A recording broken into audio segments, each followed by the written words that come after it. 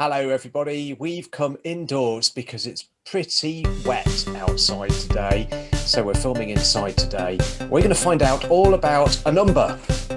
What number is that, says Reggie? Number 1.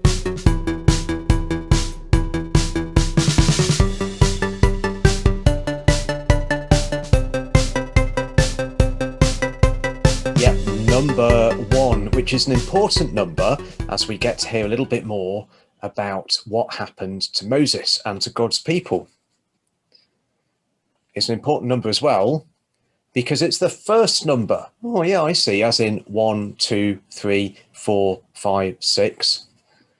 I can count up to 100 in just a few seconds. I'd love to see that. Go on then. 1, 2, miss a few, 99, 100. I suppose you did do it, Reggie. That's pretty good, isn't it? Listen, why don't we have a reminder of our Moses song that we had for the first time last week? It's coming up now.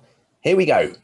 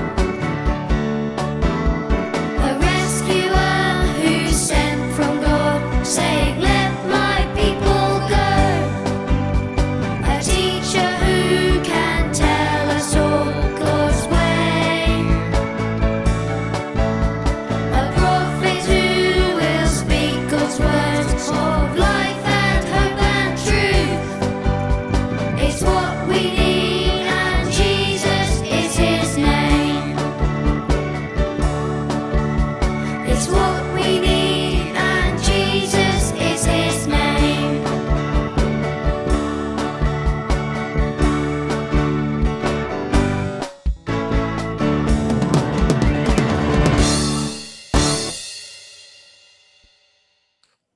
Good, that, isn't it? Like that. Very good. Yeah, I like that song too. It says that Moses, as the leader of God's people, was a little bit like Jesus in some ways, some important ways. We'll think more about that in the coming weeks. But you know, in what we've been looking at from the second book of the Bible, the book of Exodus, that's what it's called, there is someone else who is like Jesus. Someone else who is number one. Number one. That's that number again.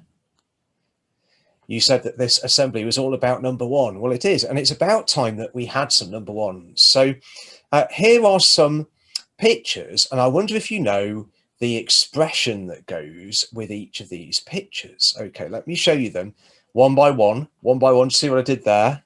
I see what you did there. It's not particularly clever. Yeah, okay. All right, thank you. Here's the first picture. Now, there's a queue of people. They're all waiting. What's the saying that goes with that? It's first come, first served. What does that mean? No, first come, first served means if there's a queue of people and you're first in the queue, you get served first. Simple. Yeah, okay. Here's the next one. Now, what's happening there? There's a runner and he's in some blocks, and the blocks are what a runner it kind of goes into at the beginning of a race, right at the beginning of the race, and then there's the firing of a gun up into the air, and at that noise, the runner comes straight out of the blocks. The saying is, first out of the blocks. If you're the first out of the blocks, you've got a better chance of winning the race. Speaking of which, have a look at this picture. Did you know what was coming, Reggie? That is a gold medal.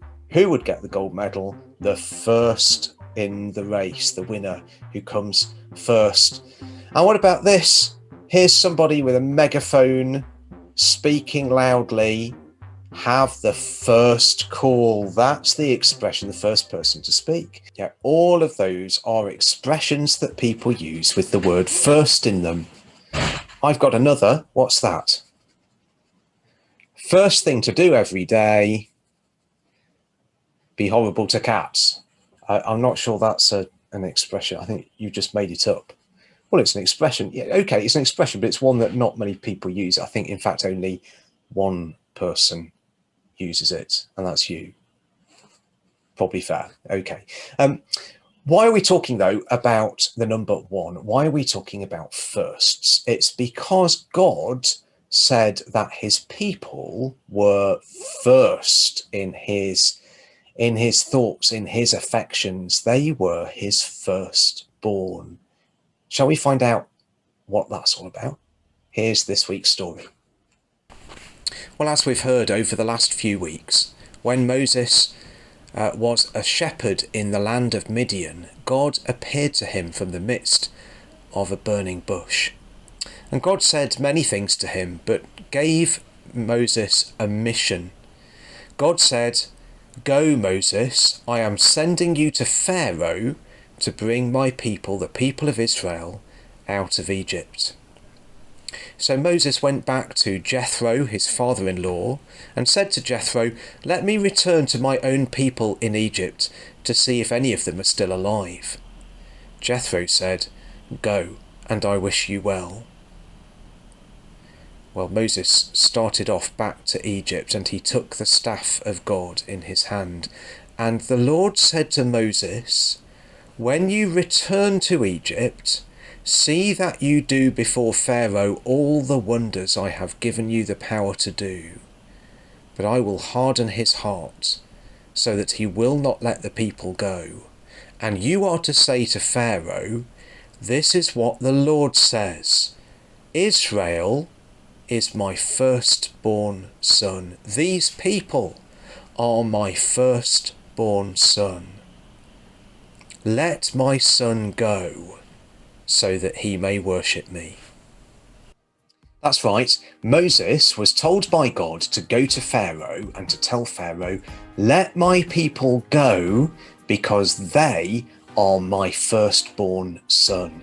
That might sound a bit strange to our ears, but the idea there is that God's people were treated by God as being specially honoured, precious to him, like his son, his daughter.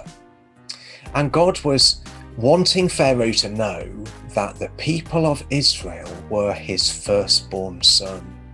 Now, isn't it great that the Bible says that God wants to be with his people and to speak to his people, and for them to know that they are to him like a son or a daughter. As precious as that, that's great to know, isn't it? But the people of Israel, they did not treat God well.